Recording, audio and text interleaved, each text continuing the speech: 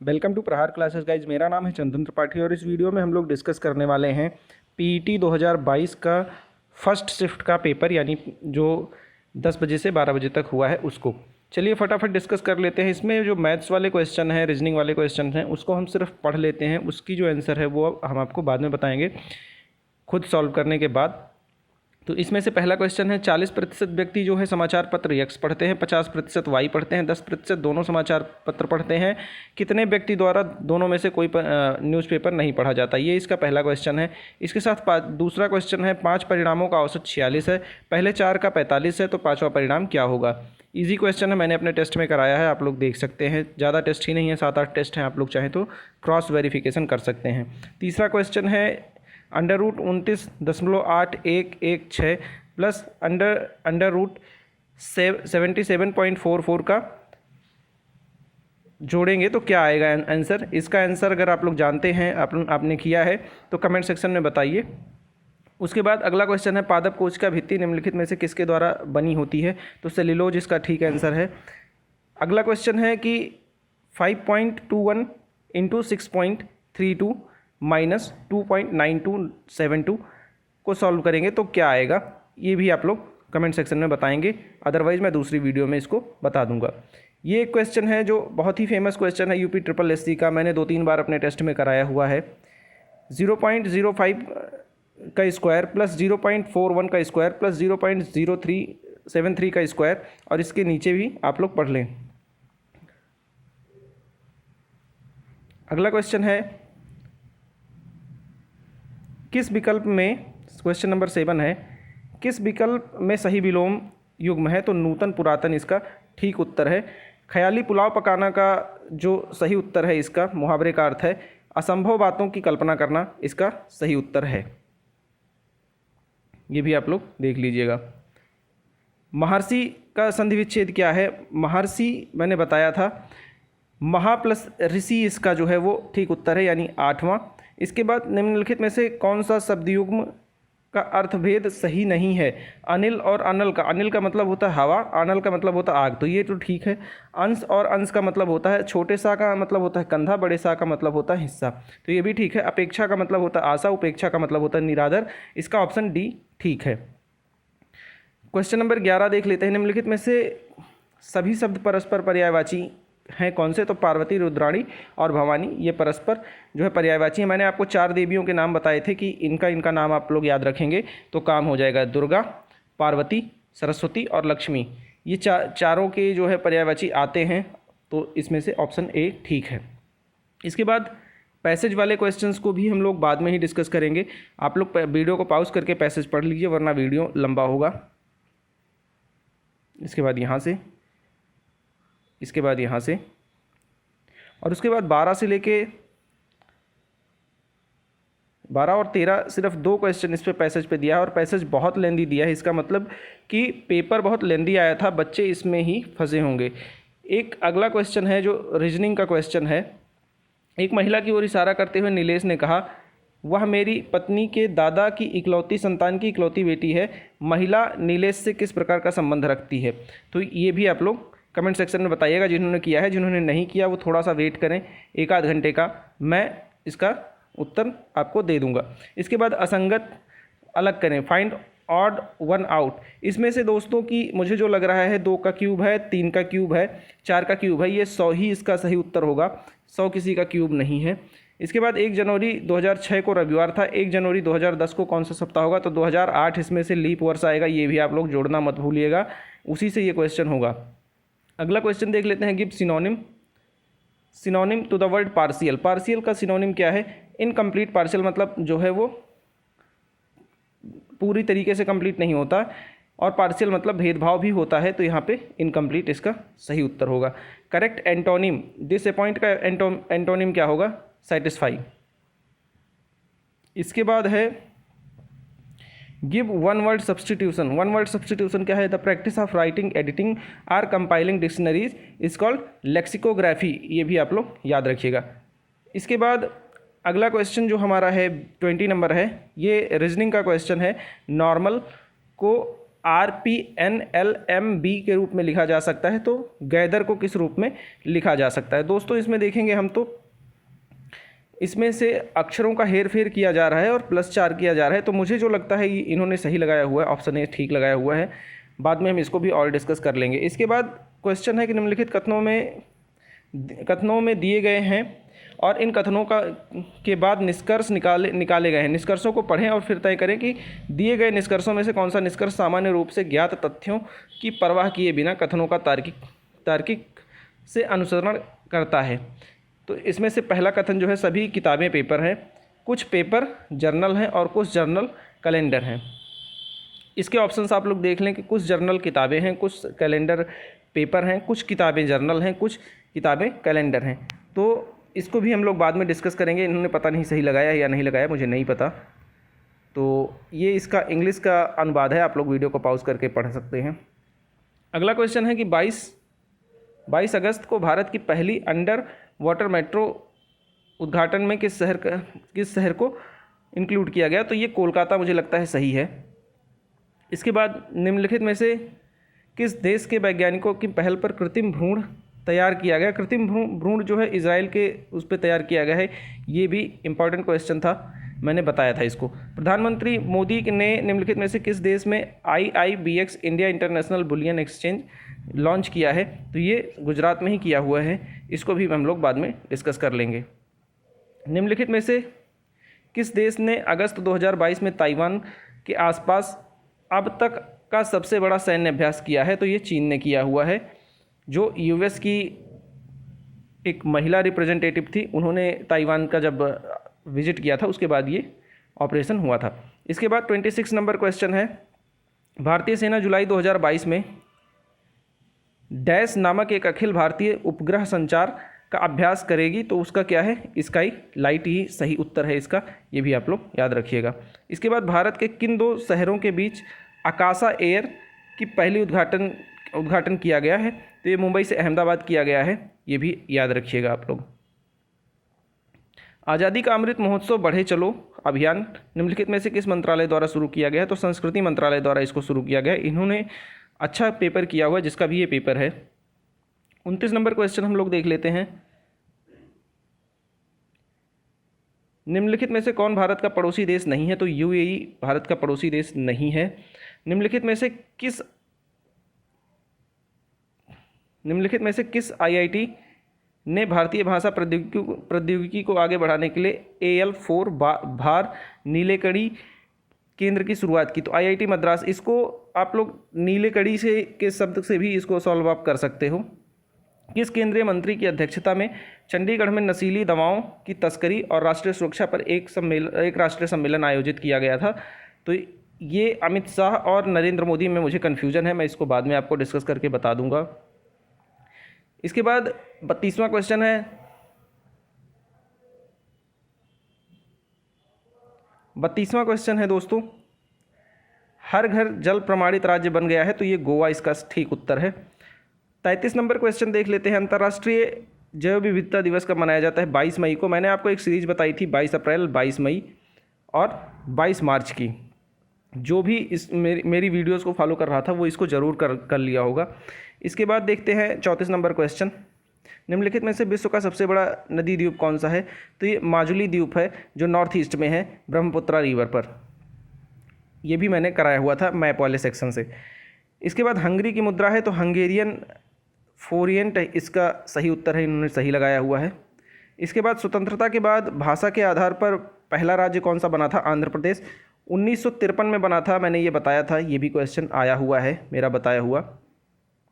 लोकसभा में पद ग्रहण करने की न्यूनतम आयु कितनी है। 25 वर्ष है। और राज्यसभा में 30 वर्ष। ये भी आप लोग याद रखिएगा क्योंकि अगले पेपर में आ सकता है। UNFCCC का जो फुल फॉर्म है वो क्या है। तो इसका फुल फॉर्म है United Nations framework convention on climate change, ये इसका है। और मैंने इसको बताया था कि 1992 रियो डी जेनेरियो से ये निकले हुए ऑर्गेनाइजेशन है। इसके साथ UNCBD और UNCCD का भी बताया था, अगर आप लोगों ने वो वीडियो देखा हो तो। इसके बाद है कि नौटंकी निम्नलिखित में से किस राज्य का लोक नृत्य है। तो अपने उत्तर प्रदेश का है। अंतर्राष्ट्रीय ओलंपिक समिति का मुख्यालय कहाँ पर है? तो जेनेवा स्विट्जरलैंड में था, ये भी मैंने डिस्कस किया हुआ है। पावर्स ऑफ द माइंड किसकी बुक लिखा है? तो ये स्वामी विवेकानंद जी ने लिखा हुआ है, गुलजार ने नहीं लिखा हुआ है। इसके बाद जो पैसेज वाला क्वेश्चन आता है हिंदी का, उसको आप लोग वीडियो को पॉज करके पढ़ लीजिए, क्योंकि अगर मैं पढ़ूंगा तो वीडियो काफ़ी लंबी हो जाएगी और ये पैसेज भी पढ़ के मैं आपको उत्तर इसका बाद में बताऊंगा। शीर्षक वगैरह पूछा हुआ है तो क्वेश्चन टफ लग रहा है। इसके बाद अगला भी पैसेज ऐसा ही है, सत्य की आराधना भक्ति और भक्ति सिर पर हाली को लेकर चलने का सौदा है। ये भी आप लोग पढ़ लीजिए वीडियो को पॉज करके। उसके बाद इसका आंसर आप लोग कमेंट सेक्शन में बताएंगे, जिससे मैं आपको आपके आंसर्स को क्रॉस चेक करके बताऊं अगली वीडियो में। तो 50 क्वेश्चन तक दोस्तों हो गया है। इसके बाद 52 से 56 तक जो है वो मैथ के क्वेश्चंस हैं, जिसको मैं पहले ही बता चुका हूँ कि मैं अभी इसको सॉल्व करके तभी आपको बता पाऊँगा, इससे पहले नहीं। तो स्टडी द फॉलोइंग टेबल वाला है, इसमें क्वेश्चन लेंदी है पर इजी है। जो अब इसमें पेशेंस नहीं खोएगा वो इसको सही कर ले जाएगा, और जिन्होंने पेशेंस खो दी वो इस क्वेश्चन को गलत करेंगे। इसके बाद एक ये क्वेश्चन सबसे अच्छा क्वेश्चन रहा है जो कन्वर्जन का है, यानी इसको किलोमीटर प्रति लीटर में दिया हुआ है, तो इसको कन्वर्ट करके हमें लगाना है, कन्वर्जन का ये क्वेश्चन है। ये भी लेंदी क्वेश्चन है पर इजी है। इन क्वेश्चंस को बाद में ही जो किया होगा वो सही कर पाया होगा। हाँ, क्वेश्चंस आप लोग पढ़ लीजिए वीडियो को पॉज करके। 57 number question, 58 number question, 59 number question, इनके ऑप्शंस, और 60, 61। इसी तरीके से 62 से 66 का जो क्वेश्चन है उसको भी आप लोग पढ़ लीजिए, इंग्लिश में है। और इसके बाद इसके क्वेश्चंस को पढ़ लीजिए कि 62 क्या कह रहा है, 2003 के दौरान कंपनी में कार्यरत कर्मचारियों की संख्या क्या थी। दी गई अवधि के दौरान किसी भी वर्ष में कंपनी में शामिल होने वाले कर्मचारियों की न्यूनतम संख्या क्या थी। ये भी आप लोग देख लीजिएगा, सॉल्व करके कमेंट में ज़रूर उत्तर बताइएगा, क्योंकि मैं जब अगली वीडियो लेके आऊँगा ताकि आप अपने आंसर्स को क्रॉस चेक कर सकें। 65 नंबर क्वेश्चन, 66 नंबर क्वेश्चन, फिर उसके बाद 67 से 71 एक दंड आलेख दिया हुआ है। ऐसे क्वेश्चंस मैं काफ़ी कराया हुआ हूँ। कन्वर्जन वाले क्वेश्चन नहीं कराया था क्योंकि मुझे नहीं पता था कि इतना लेंदी वो पूछ सकते हैं। बाकी ये दोनों टाइप के क्वेश्चंस मैंने कराए हुए हैं, आप लोग पढ़ सकते हैं इसको। इसके बाद इसके क्वेश्चंस को पढ़ लीजिए। 67, पिछले वर्ष की तुलना में किस वर्ष उत्पादन में प्रतिशत वृद्धि सबसे अधिक थी। दिए गए कितने वर्षों में खिलौनों का उत्पादन किए गए वर्षों के उत्पादन के औसत से अधिक था। 69 नंबर क्वेश्चन है, 2013 से 2014 तक खिलौनों के उत्पादन में लगभग प्रतिशत गिरावट कितनी थी। 70 नंबर क्वेश्चन है, 2015 से 2016 तक औसत उत्पादन निम्नलिखित में से किस वर्षों में के युग्म के औसत के उत्पादन के बिल्कुल बराबर था। इसी तरीके से 71 नंबर क्वेश्चन वीडियो को पॉज करके आप लोग पढ़ लीजिए। अब 72 नंबर क्वेश्चन है कि संगमरमर का पियत्रा ड्यूरा या रंगीन पत्थर की जुड़ाई का काम किसके समय में किया गया था। तो दोस्तों ये शाहजहां के समय में किया गया था। अच्छा, इन्होंने भी शाहजहां लगाया हुआ है। 73 नंबर क्वेश्चन देख लेते हैं, किस युग में तांबे का पहली बार प्रयोग हुआ। तो ताम्र पाषाण लिखा ही है, ये तो आप लोग यहाँ से भी कर सकते हो।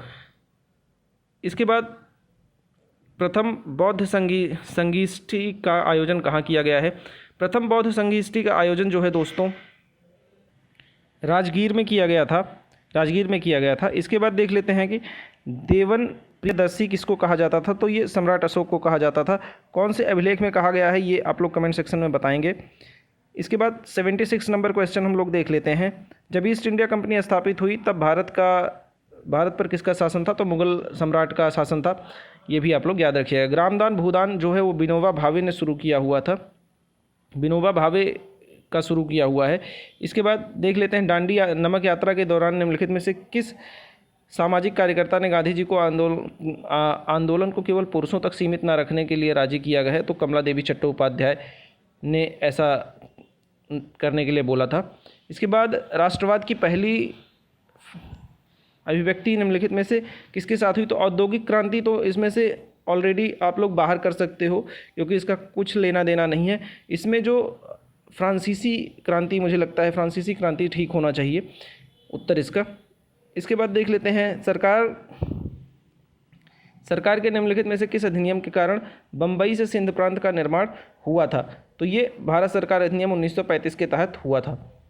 इसके बाद प्रसिद्ध नारा दिल्ली चलो किसने दिया था। सुभाष चंद्र बोस जी ने दिया था। मैंने नारों की एक सीरीज बताई थी एक टेस्ट में, तो वहाँ से आप लोग इसको देख सकते थे।